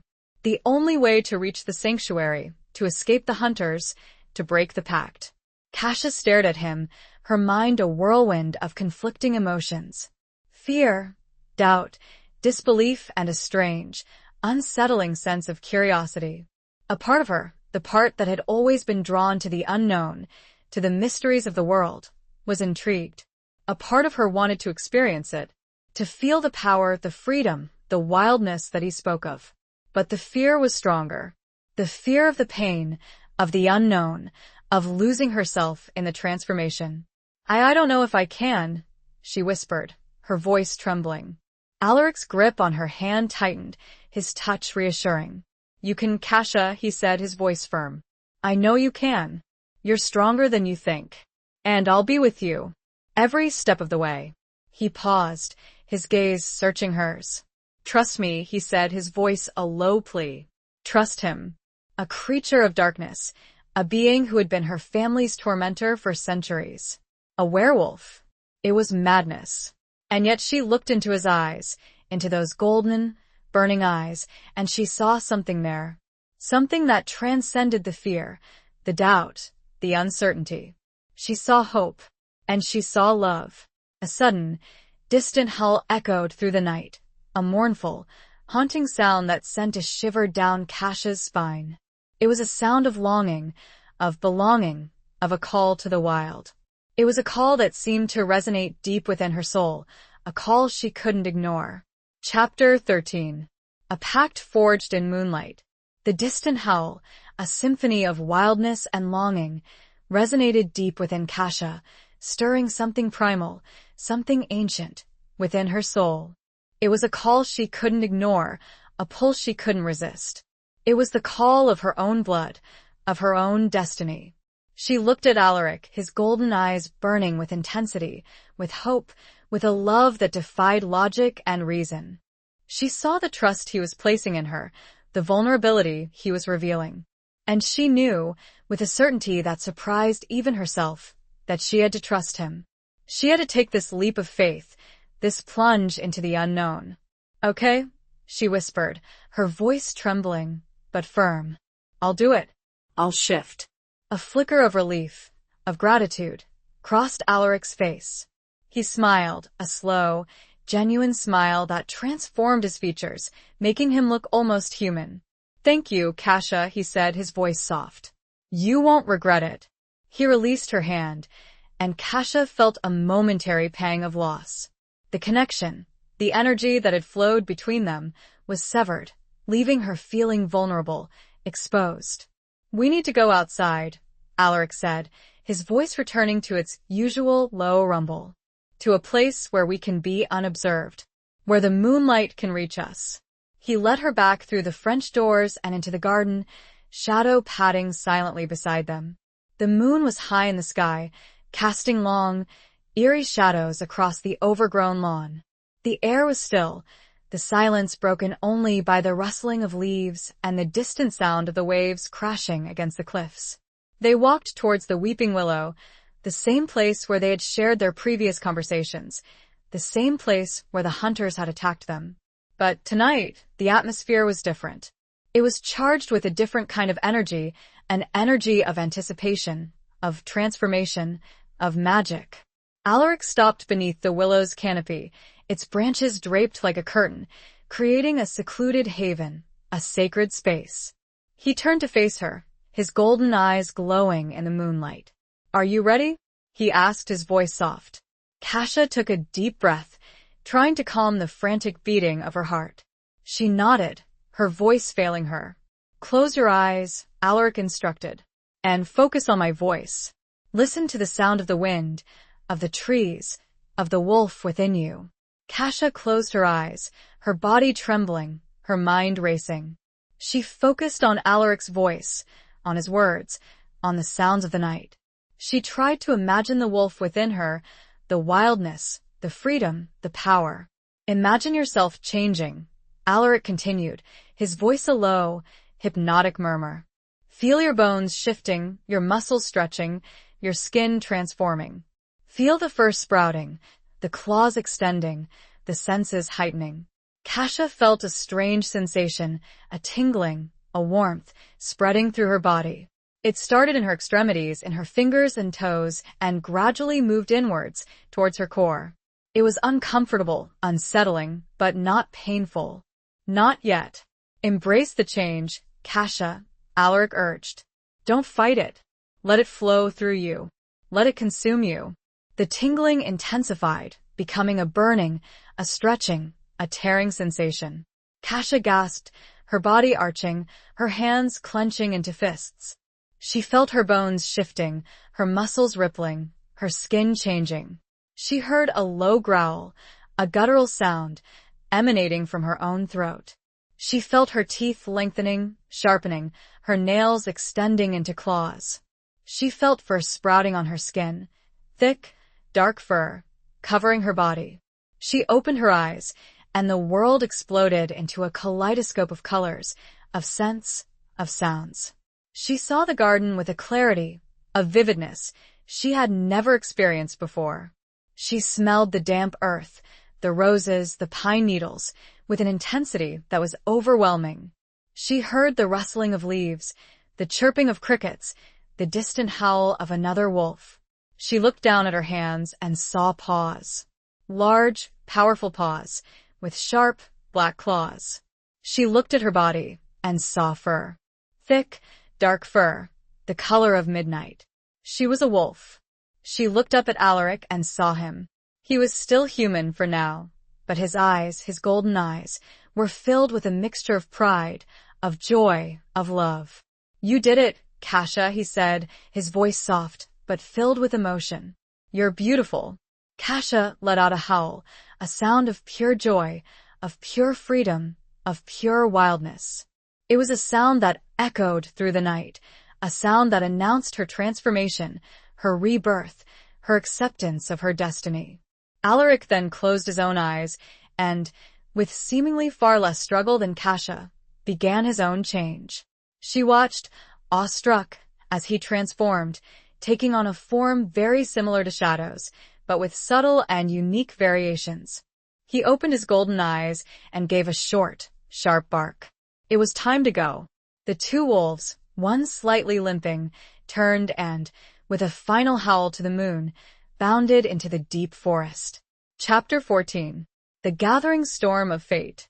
The forest embraced them, a tapestry of shadows and moonlight, of ancient trees and hidden pathways. Kasha, in her new wolf form, felt a surge of exhilaration, of freedom she had never experienced before. Her senses were heightened, her body alive with power, her instinct sharp and clear. She ran alongside Alaric, his larger form a comforting presence beside her, Shadow, his limp now almost unnoticeable, loping ahead, guiding them through the darkness. The pain of the transformation, the burning, the stretching, the tearing, was fading, replaced by a sense of completeness. She felt whole, in a way she hadn't realized she was missing. She felt connected to the earth, to the forest, to Alaric, in a way she had never thought possible. They ran for hours, their paws silent on the soft earth, their breath misting in the cool night air. They followed a hidden trail, a path known only to werewolves, a path that wound through the deepest parts of the forest, away from human eyes, away from the hunters. As they ran, Alaric communicated with her, not through words, but through thoughts, through images, through emotions. It was a strange, unsettling sensation at first, but Kasha quickly adapted, learning to interpret his silent language, learning to respond in kind. He showed her images of the sanctuary, of the place where they were going. A hidden valley, nestled among towering mountains, a place of peace and refuge, a place where werewolves lived in harmony with nature, with each other. He showed her images of the other wolves, of his pack, of his family. A diverse group, of all shapes and sizes, of all ages and backgrounds, united by their shared nature, by their shared bond. He showed her images of himself, of his past, of his struggles, of his hopes for the future. He showed her the loneliness he had endured for centuries, the pain of his betrayal, the longing for connection, for belonging. And as she saw these images, as she felt his emotions, Kasha's understanding of him deepened. She saw him, not just as a creature of darkness, a being of power, but as an individual, with his own complex history, his own vulnerabilities, his own heart. The sky began to lighten, the first hints of dawn painting the eastern horizon with streaks of pink and orange. They reached the edge of the forest, emerging onto a high, rocky plateau that overlooked a vast, breathtaking landscape. Below them, shrouded in mist, lay a valley, a hidden oasis of green, surrounded by towering, snow-capped mountains. It was a place of extraordinary beauty, a place that seemed untouched by the outside world, a place that radiated peace. The sanctuary, Alaric communicated, his voice, in her mind, filled with a mixture of pride and relief. "We're here, Kasha. We're safe." Kasha gazed down at the valley, her heart filled with a sense of awe. It was even more beautiful than she had imagined, more magical. It was a place where she could imagine herself belonging. But as they stood there, on the edge of the plateau, a sense of unease settled over Kasha. She felt a disturbance, a ripple in the fabric of the air, a sense of foreboding. She looked at Alaric, her eyes questioning. He, too, had sensed it, his body tense, his golden eyes narrowed in concentration. "Something's wrong," he communicated, his voice in her mind, filled with concern. "I feel a darkness, a presence." Shadow, who had been scouting ahead, returned, his fur bristling, his golden eyes filled with alarm. He let out a low growl, a warning. Alaric's gaze shifted towards the valley, towards the mist that shrouded its depths. And then he saw it. A flicker of movement, a shadow emerging from the mist, a figure, or rather, several figures. They were human, dressed in dark clothing, and they were armed. Hunters. But these were not the same hunters they had encountered before. These were different. More organized, more disciplined, more powerful. And at their head stood a figure that Kasha recognized, a figure that made her blood run cold. A tall, lean man with a cruel face and cold, calculating eyes. The lead hunter from the garden. The one who had threatened her, the one who had been struck down by Shadow. He was alive. And he was changed. His eyes glowed with an unnatural light, a light that was not golden, like Alaric's, but a cold, silver light. A light that spoke of corruption, of darkness. "The order," Alaric communicated, his voice, in her mind, filled with dread. "They've found us, and they've enhanced themselves with silver." A chilling wind swept through the area, carrying an unnatural cold. It carried with it the scent of not just pine, but also the metallic tang of blood, both fresh and ancient. Chapter 15. Scars of the Heart Uncovered. The metallic tang of blood, both fresh and ancient, hung heavy in the air, a chilling reminder of the hunter's presence, of their power, of their intent. Kasha felt a surge of fear, a primal terror that threatened to overwhelm her. She looked at Alaric, his golden eyes filled with a mixture of dread and determination. Silver, he communicated, his voice, in her mind, tight with urgency. It's their weapon. It weakens us. It burns us. Kasha remembered the bolt that had struck Shadow in the garden, the yelp of pain, the wound that had taken time to heal. Silver. The bane of werewolves, the metal that could negate their power, their strength. The lead hunter, his eyes glowing with that cold, silver light, raised his hand, and the other hunters, perhaps a dozen in all, spread out, forming a semicircle around the entrance to the valley. They were blocking their path, cutting off their escape. There's nowhere to run, Wolf, the hunter called out, his voice amplified, echoing across the plateau. Your reign of terror ends here. The Hollowfang's legacy will be erased. Alaric stepped forward, his body tense, his muscles coiled, ready to strike. Shadow, his fur bristling, stood beside him, his golden eyes blazing with fury. You don't understand, Alaric communicated to Kasha, his voice, in her mind, urgent. They're not just hunting me. They're hunting all of us. They want to exterminate our kind. He paused, his gaze meeting hers. I need to distract them, he said. I need to give you a chance to escape, to reach the sanctuary. Kasha's heart leaped with fear. No, she communicated, her voice, in her mind, desperate. I won't leave you. We'll fight them together. Alaric shook his head, a slow, deliberate movement. You don't understand their power, Kasha, he said. They're infused with silver. They're stronger than normal humans. And they're ruthless. He reached out and gently touched her muzzle with his own, his touch sending a jolt of warmth through her. You need to go, he said. You need to warn the others. You need to survive. He turned and faced the hunters, his body radiating power, his golden eyes burning with defiance. He let out a howl, a long, mournful sound that echoed across the plateau, a challenge, a warning, a farewell. Kasha felt a tear roll down her furry cheek, a tear of grief, of fear, of love. She didn't want to leave him. She didn't want to abandon him to face the hunters alone. But she knew he was right. She had to survive. She had to reach the sanctuary. She had to warn the others. She turned and ran, her paws pounding against the rocky ground, her heart breaking with every step.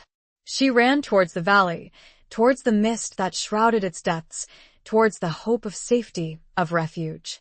But as she ran, she heard the sounds of battle behind her. The clash of metal, the snarls of wolves, the cries of men.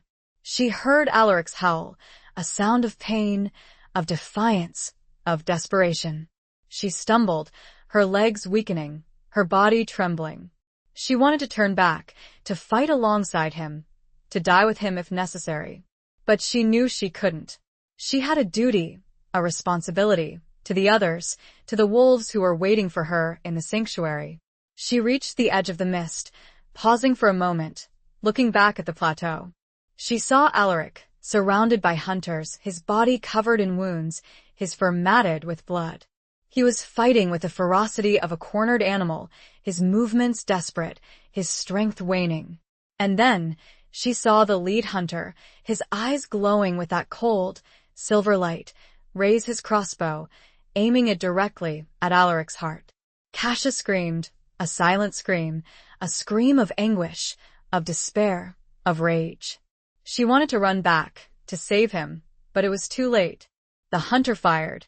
The bolt, tipped with silver, flew through the air, striking Alaric in the chest. He staggered, his body convulsing, his golden eyes dimming. He fell.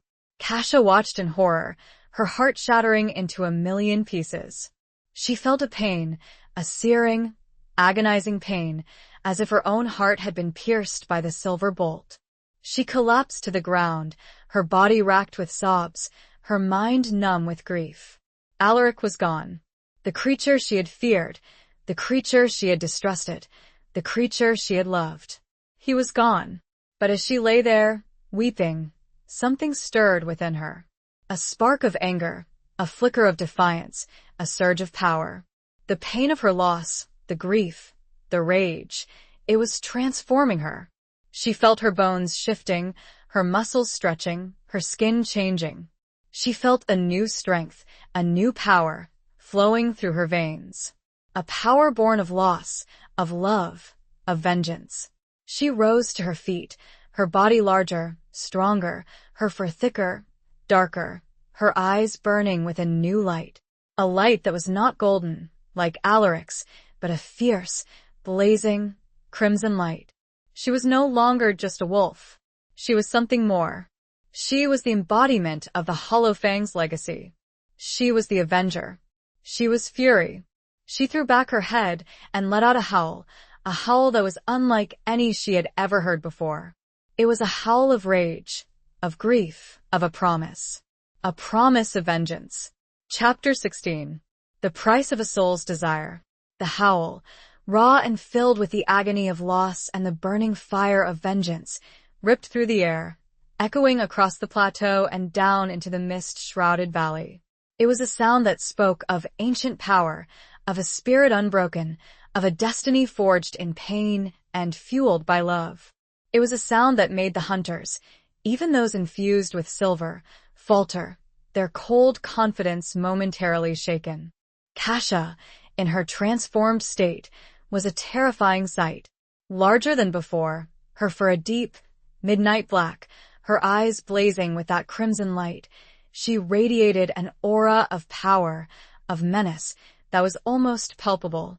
She was the embodiment of the Hollowfang's legacy, the culmination of centuries of suffering, of sacrifice, of unfulfilled promises.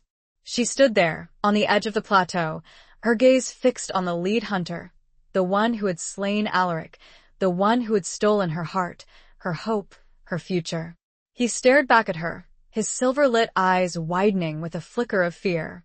"You," he stammered, his voice losing its earlier confidence. "You're different." Kasha didn't respond. She didn't need to. Her presence, her power, spoke for itself. She took a step forward, and the hunters, instinctively, recoiled. They raised their crossbows, their hands trembling, their aim unsteady. They knew, on some primal level, that they were facing something more than just a wolf. Something ancient. Something unstoppable. Kasha launched herself at them, a blur of black fur and crimson light. She moved with incredible speed, with a ferocity she had never known she possessed. She was driven by rage, by grief, by the burning desire for vengeance. She tore through the hunters, her claws and fangs ripping through flesh and bone, her movements precise, her attacks relentless. They were no match for her. Their silver-infused weapons, which had been so effective against Alaric, seemed to have little effect on her. The rage, the power that flowed through her, seemed to negate the silver's effect. The lead hunter watched in horror as his men fell, one by one, before Kasha's onslaught. He tried to rally them, to command them, but they were beyond his control. They were driven by fear, by panic, by the primal instinct to survive. He raised his crossbow, aiming it at Kasha, his hands shaking. He fired. The bolt, tipped with silver, flew through the air, striking Kasha in the shoulder. But unlike before, when Shadow had been wounded, the bolt didn't penetrate. It glanced off her fur, leaving only a superficial scratch. Kasha didn't even flinch. She continued her attack, her focus unwavering, her rage undiminished. The lead hunter, his face pale with terror, dropped his crossbow and turned to flee. But Kasha was too fast. She leaped, her powerful jaws closing around his throat, silencing his screams forever. She stood there, amidst the carnage, the bodies of the hunters scattered around her, her fur stained with their blood. She had avenged Alaric. She had fulfilled her promise. But the victory felt hollow. Empty. The rage, the power that had fueled her, began to subside, leaving her feeling drained, exhausted, heartbroken. The crimson light in her eyes faded, replaced by a deep, profound sadness. She looked down at the body of the lead hunter, at the cold, silver light that had gone out of his eyes. She felt no satisfaction, no triumph, only emptiness. She turned and walked towards the valley, towards the mist that still shrouded its depths.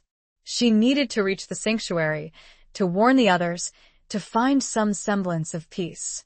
As she walked, she felt a presence, a familiar presence, beside her. She looked down and saw Shadow. He was limping, his shoulders still wounded, but he was alive.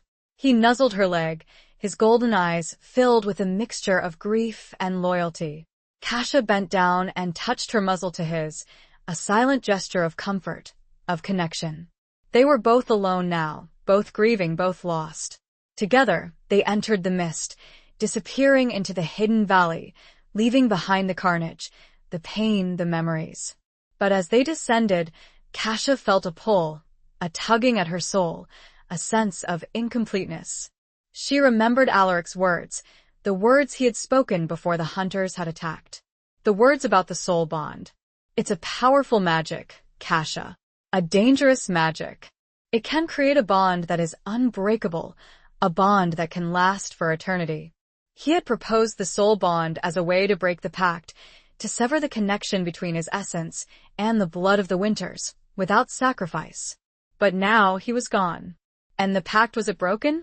Or was it stronger than ever? The price of a soul's desire. Had Alaric paid that price? Or was it still owed? And if so, to whom? And how? The mist began to clear, revealing the floor of the valley, revealing a breathtaking vista. But Kasha didn't see the beauty. She only heard the surprised and alarmed howls of dozens of wolves, alerted by her own cries, now racing toward her. Chapter 17. Running with the Midnight Pack. The howls of the sanctuary wolves, a chorus of alarm and questioning, echoed through the valley, snapping Kasha out of her grief-stricken daze.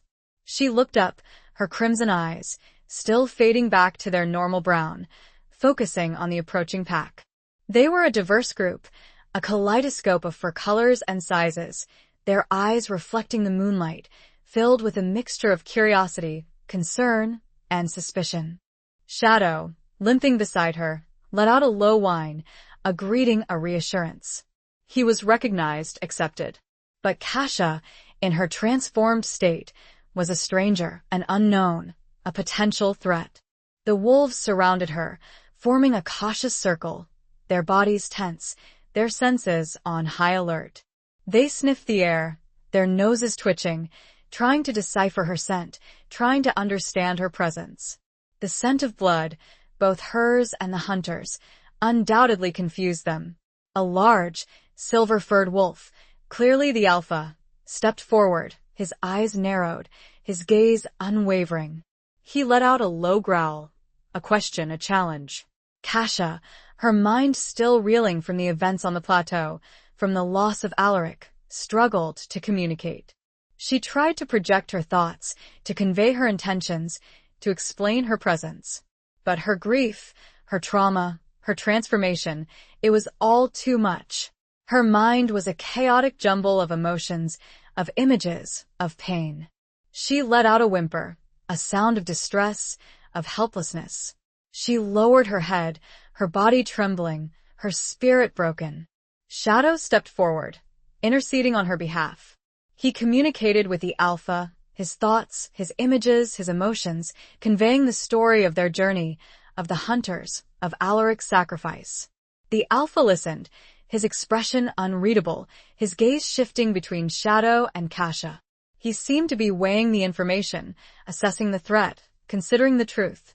Finally, he let out a long, low howl, a signal to the others. The circle relaxed, the tension easing, the suspicion diminishing. He stepped towards Kasha, his gaze softening, his eyes filled with understanding. He nuzzled her gently, a gesture of acceptance, of welcome. He communicated to her his thoughts, his images, his emotions, conveying a sense of compassion, of empathy, of shared grief. Alaric was one of us, he communicated. His loss is our loss.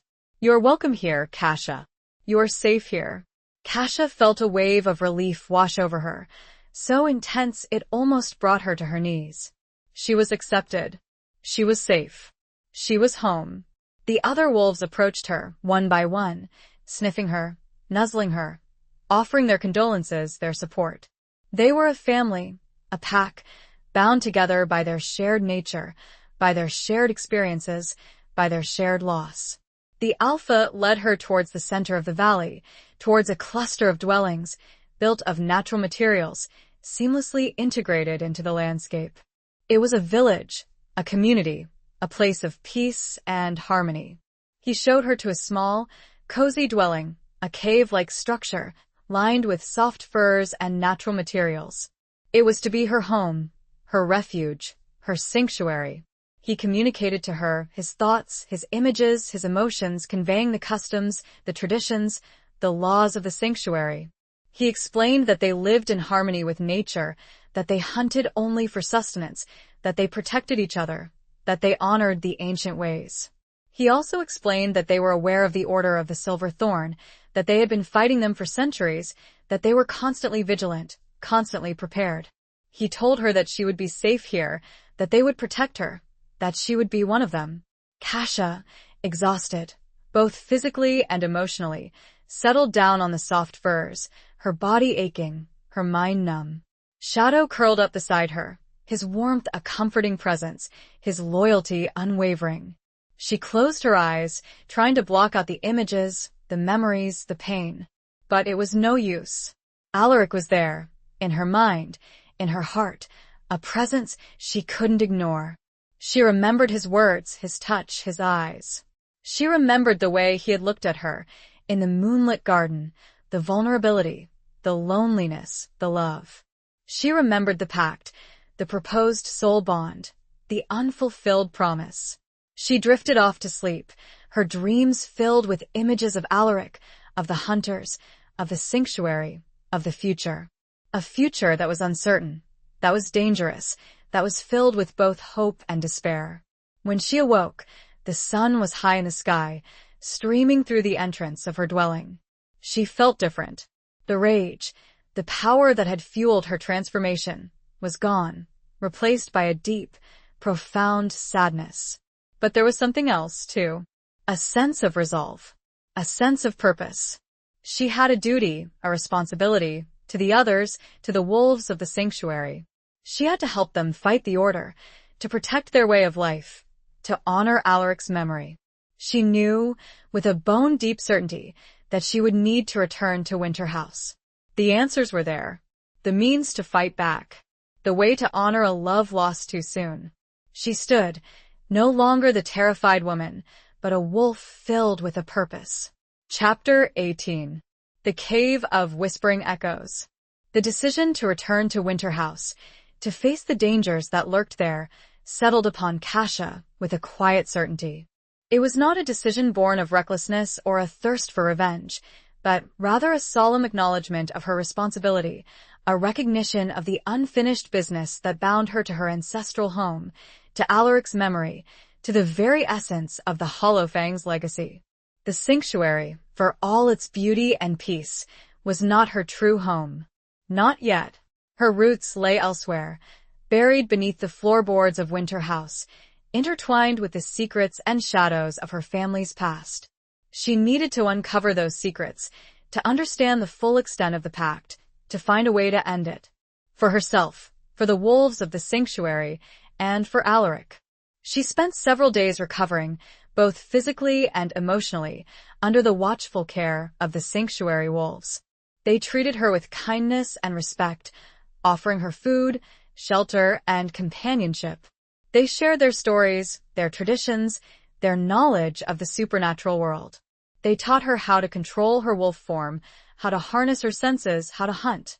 Shadow, her constant companion, remained by her side, his loyalty unwavering, his presence a source of comfort and strength. He seemed to understand her grief, her determination, her resolve.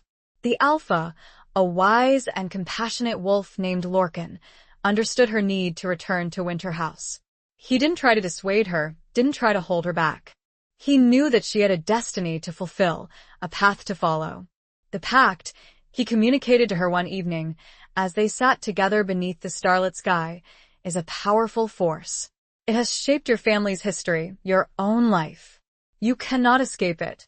You must confront it. He paused, his silver eyes, reflecting the moonlight, filled with a mixture of concern and respect. But be careful, Kasha, he said. The Order of the Silver Thorn is a formidable enemy. They are ruthless, relentless, and they will stop at nothing to achieve their goals. He shared with her what he knew of the Order, of their history, their methods, their weaknesses. He told her of their reliance on silver, of their fanaticism, of their blind faith in their own righteousness. He also told her of a place, within Winter House itself, where she might find answers. A place that had been hidden, sealed off, forgotten. The cave, he communicated his thoughts, his images, conveying a sense of mystery, of danger. Beneath the house. It's where your ancestors performed their rituals, where they communed with the darkness. He showed her images of the cave, of its entrance, of its contents. A hidden chamber, filled with ancient artifacts, with forbidden texts, with secrets. Kasha felt a chill run down her spine. The cave. It sounded terrifying, and yet she knew she had to go there. She had to face her fears, to confront the darkness, to uncover the truth. The day of her departure arrived. The sanctuary wolves gathered to bid her farewell, their eyes filled with a mixture of sadness and hope. They knew that she might not return, that she was facing a perilous journey, a dangerous task. Lorcan, the Alpha, stepped forward, his gaze unwavering. Go with our blessings, Kasha, he communicated. And may the spirits of the forest guide you, protect you. He nuzzled her gently, a gesture of farewell, of respect, of kinship. Shadow, his golden eyes filled with a mixture of sadness and determination, stood beside her, ready to accompany her on her journey. Kasha, in her human form, her heart heavy but her resolve firm, turned and walked away from the sanctuary towards the hidden path that led back to the world she had left behind. Back to Winter House. Back to the darkness. The journey was long and arduous, but Kasha, accompanied by Shadow, persevered. She used her newfound wolf senses to navigate the terrain, to avoid detection, to survive. Finally, she reached the cliffs overlooking the tempestuous sea, the familiar sight of Winter House looming before her, a gothic silhouette against the stormy sky. It was a place of beauty and decay, a place of secrets and shadows, a place of destiny. She found a hidden entrance to the cave, a narrow opening concealed beneath a tangle of overgrown vines, just as Lorcan had described. She hesitated for a moment, her heart pounding, her mind filled with trepidation. But she knew she couldn't turn back. She had come too far. She had a purpose to fulfill. Taking a deep breath, she entered the cave, Shadow following close behind her, his presence a source of comfort and strength. The air inside was cold and damp, the silence broken only by the dripping of water and the whisper of unseen things. It was a place of darkness, of ancient power, of whispering echoes. The walls of the small cave were covered in strange symbols, and the floor was made of dirt, except in the very back corner. There, Kasha spied a stone slab. Chapter 19. Blood on the Silver Thorns. The stone slab, nestled in the back corner of the cave, was the only feature that broke the monotony of the earthen floor. It was rectangular, large enough to be a door, or perhaps a tomb. Strange symbols, similar to those on the cave walls, were etched into its surface, a language Kasha didn't recognize, but which resonated with a power she could feel, a chilling energy that made her skin prickle. She approached the slab cautiously, Shadow beside her, his senses on high alert, his body tense, ready to react to any threat. The air around the slab felt different, colder, heavier, charged with an almost palpable sense of ancient magic. Kasha reached out and touched the stone, her fingers tracing the outline of the strange symbols. The stone was cold, smooth, and unyielding. It didn't budge. "How do we open it?" she whispered, her voice echoing in the confined space of the cave. Shadow whined softly, his golden eyes fixed on the slab. He seemed to be searching, probing, using his senses to try to find a weakness, a mechanism, a way to open it. He nudged the slab with his nose, then pawed at the ground around it, his claws scraping against the earthen floor. He seemed to be focusing on a particular spot, a small area just to the right of the slab. Kasha knelt down, examining the area more closely. She saw nothing, at first, just dirt and loose stones. But then she noticed something different. A slight depression in the ground, a faint outline of a shape. She reached out and brushed away the dirt, revealing a small, circular indentation, about the size of her palm. In the center of the indentation, there was a single sharp point, like a thorn. A silver thorn. Kasha's blood ran cold. Silver. The bane of werewolves, the metal that could negate their power, their strength. The Order of the Silver Thorn. It all made sense. This was their doing. This was their protection. Their safeguard against the darkness. But it was also, she realized, the key. The key to opening the slab, to accessing the secrets that lay hidden within. She looked at Shadow, her eyes questioning. He met her gaze, his expression unreadable. He seemed to understand the danger, the risk, but he didn't try to dissuade her. He trusted her. Kasha took a deep breath, steeling her nerves. She knew what she had to do. It was a dangerous gamble, a painful sacrifice, but it was the only way. She held out her hand, her palm facing upwards. She closed her eyes, focusing on her inner strength, on her connection to Alaric, on her resolve. She opened her eyes, and with a swift, deliberate movement, she pressed her palm down onto the silver thorn. A searing pain shot through her hand, a burning, agonizing sensation that made her gasp, made her want to scream. But she didn't. She held her hand firmly in place, her blood flowing freely, staining the silver thorn a crimson red. The cave trembled, the ground shaking beneath her feet. The stone slab began to glow, the strange symbols etched into its surface pulsing with a faint, eerie light. A grinding sound echoed through the cave, the sound of stone scraping against stone. The slab began to move, slowly, inexorably, sliding inwards, revealing a dark, gaping opening behind it. Kasha removed her hand from the silver thorn, her palm throbbing with pain, her blood still flowing. But the pain was secondary.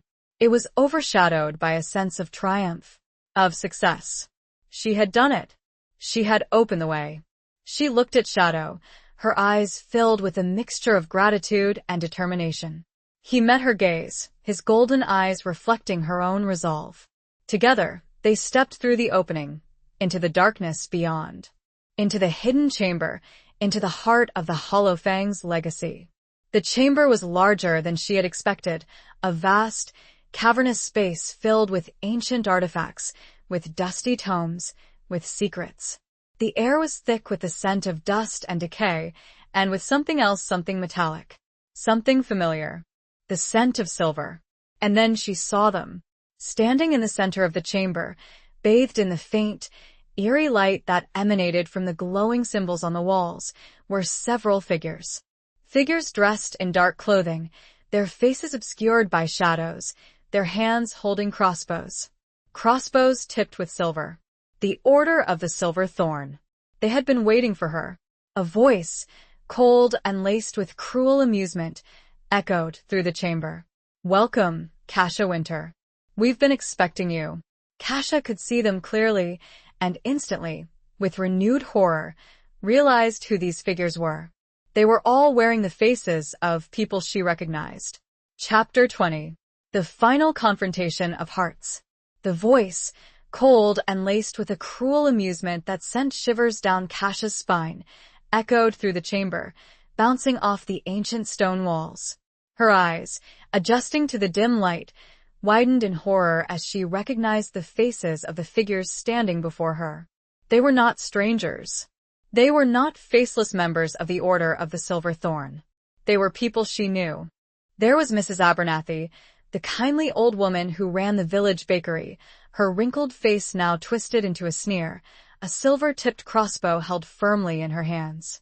There was Mr. Henderson, the quiet, unassuming librarian, his eyes glowing with an unnatural, cold light, his hand gripping a similar weapon. And there, standing at the forefront, was Thomas, her husband. Thomas, the man she had loved, the man she had mourned, the man she had believed dead for years. He stood there, tall and imposing, his familiar features distorted by a cruel, predatory expression, his eyes empty, soulless. "Thomas?" she whispered, her voice trembling, her mind reeling. This couldn't be real. This had to be a nightmare, a cruel trick of the darkness. He smiled, a slow, chilling smile that revealed teeth that seemed just a little too sharp, a little too canine. "Hello, Kasia," he said, his voice familiar, yet wrong. It was his voice, but it lacked the warmth, the love, the humanity she remembered. "But you're dead," she stammered, her voice barely audible. I saw you." The accident? He repeated, his smile widening. "Oh, Kasia. You were always so naive. So trusting." He took a step closer, and Kasia instinctively recoiled, shadow growling low in his throat, his body tensing, ready to protect her. "It was all a lie, Kasia," Thomas continued, his voice dripping with malice. "A deception. A necessary sacrifice to appease the Order. To maintain the balance." Kasia stared at him, her mind struggling to grasp the enormity of what he was saying. He was one of them. A member of the Order. He had faked his own death. He had betrayed her. "But why?" she asked, her voice trembling. "Why would you do this? Why would you hurt me like this?" He laughed, a harsh, humorless sound that echoed through the chamber. "For power, Kasia," he said. "For control. For the privilege of serving the Order. Of hunting down creatures like your precious Alaric." His words, like daggers, pierced Kasia's heart. Alaric. Her love. Her sacrifice. He had died believing he was saving her, protecting her. And all along, it had been a trap. A trap set by her own husband. Rage, raw and consuming, surged through Kasia, replacing the grief, the confusion, the pain. She felt her body trembling, her muscles coiling, her senses heightening. She felt the wolf within her, stirring, awakening, ready to fight. "You monster," she hissed, her voice filled with hatred. Thomas smiled, unfazed by her anger. "Perhaps," he said, "but a necessary monster. A monster who will end the Hollowfang's legacy. Once and for all." He raised his crossbow, aiming it directly at Kasia's heart. The other members of the Order followed suit, their silver-tipped weapons gleaming ominously in the faint light. "Any last words, Kasia?" Thomas asked, his voice cold and devoid of emotion. Kasia stared at him, her eyes burning with a fierce, crimson light. She didn't speak. She didn't need to. Her actions would speak for her. She launched herself at him, a blur of black fur and raw power. Shadow, too, attacked, his fangs bared, his growls echoing through the chamber. The final confrontation had begun. The battle was fierce and brutal. Kasia, fueled by rage and grief, fought with a ferocity she had never known she possessed. She tore through the members of the Order, her claws and fangs ripping through flesh and bone. Shadow fought alongside her, his loyalty unwavering, his power undeniable. But the Order members, infused with silver, were formidable opponents. Their weapons, tipped with the bane of werewolves, inflicted painful wounds, slowing Kasia and Shadow, weakening them. One by one, the Order members fell, their bodies scattered across the chamber floor. But Thomas remained, his eyes fixed on Kasia, his crossbow still aimed at her heart. He fired. The silver-tipped bolt flew through the air, striking Kasia in the shoulder. A searing pain shot through her, a pain that made her stumble, made her falter. But she didn't fall. She wouldn't fall. Not now. Not ever. She gathered her remaining strength, her remaining rage, her remaining love for Alaric. And she charged. She slammed into Thomas, knocking him off his feet, sending the crossbow flying across the chamber. They grappled, claws and fangs meeting flesh and bone, their struggle a desperate dance of death. Kasha, despite her wound, despite her exhaustion, was stronger. She was driven by a power that transcended the physical, a power born of love, of loss, of destiny. She pinned Thomas to the ground, her jaws closing around his throat. She could end it. She could kill him. She could avenge Alaric. She could fulfill the Hollowfang's legacy. But as she looked into his eyes, into those empty, soulless eyes, she saw nothing. No recognition, no remorse, no humanite. He was gone. He had been gone for years. He was just a shell, a puppet of the Order, a monster. And Kasha, despite her rage, despite her grief, was not a monster. She released him. She stepped back, her body trembling, her heart aching. She couldn't kill him. Not like this. Thomas, his eyes wide with surprise, with fear, scrambled to his feet. He looked at Kasha, his expression confused. Why? He whispered, his voice barely audible. Why didn't you kill me? Kasha didn't answer. She couldn't. She didn't have the words. She turned and walked away, towards the entrance of the chamber, towards the cave, towards the future. Shadow followed close behind her, his loyalty unwavering, his presence a source of comfort and strength. As they left, Kasha looked back at the remaining members of the Order and at her former husband. They stared at her, not in triumph or even victory, but in shocked defeat. Their beliefs, their foundations, shaken. Epilogue. The weight of the past, of the battles fought and the losses endured, settled upon Kasha's shoulders as she emerged from the cave, leaving behind the darkness and the echoes of the Hollowfang's legacy. The stormy sky above Winter House mirrored the turmoil within her, but amidst the clouds, a sliver of moonlight broke through, casting a pale, ethereal glow upon the land. Shadow, his wounds tended to as best as they could be, stood beside her, a silent testament to their shared journey, their unbreakable bond. He nudged her hand with his muzzle, his golden eyes reflecting a mixture of sadness and understanding. Kasha looked out at the tempestuous sea, the waves crashing against the cliffs, the wind whipping through her hair. She felt changed. Transformed, not just by the physical shift into her wolf form, but by the crucible of experience, by the pain of loss, by the burden of responsibility, by the acceptance of her destiny. She was no longer the quiet, unassuming history teacher, haunted by the past, seeking solace in the solitude of her ancestral home. She was a warrior, a survivor, a leader. She was the embodiment of the Hollowfang's legacy, not as a curse, but as a strength, a power to protect, to heal, to transform. The Order of the Silver Thorn, shattered and defeated, would likely never recover. Their secrets, their methods, their influence exposed. The wolves of the sanctuary and others like them could live without fear, without persecution. The balance, disrupted for centuries, was restored. But the victory came at a price. Alaric was gone. His sacrifice, his love, his memory, would forever be etched in Kasha's heart.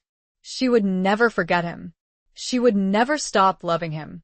She knew that she could not return to the sanctuary, not permanently. Her place was here, at Winter House, guarding the secrets of the past, protecting the future. She would rebuild, restore, transform the house into a haven, a refuge, a place of healing. A place where humans and werewolves could coexist, could learn from each other, could understand each other. She would honor Alaric's memory by living, by fighting, by loving. She would embrace her destiny, her power, her responsibility. In time, other werewolves, drawn by the whispers of a safe haven and of a powerful female protector, would come. Winter House and the lands around would become a different kind of sanctuary. And, among the wolves who found their way, she encountered one with familiar, golden eyes. Not Alaric, that was not possible, but another. A descendant, perhaps. One who carried with him not the weight of an ancient curse, but the potential for a new beginning. A future where curses could be transformed into strength and a soul could find solace, not from death, but from profound and abiding love. She looked down at Shadow, her faithful companion, her friend, her family. He met her gaze, his golden eyes reflecting the moonlight, the hope, the future. Kasha smiled, a slow, gentle smile that reached her eyes, a smile that spoke of resilience, of strength, of acceptance. She was Kasha Winter, the last of her line. But she was also something more. She was the guardian of the Hollowfang's legacy. And she was free. The wind whispered through the trees, carrying the scent of the sea, of the forest, of the future. A future filled with both challenges and possibilities, with both darkness and light. But Kasha was ready. She was prepared. She was home. The Yendi,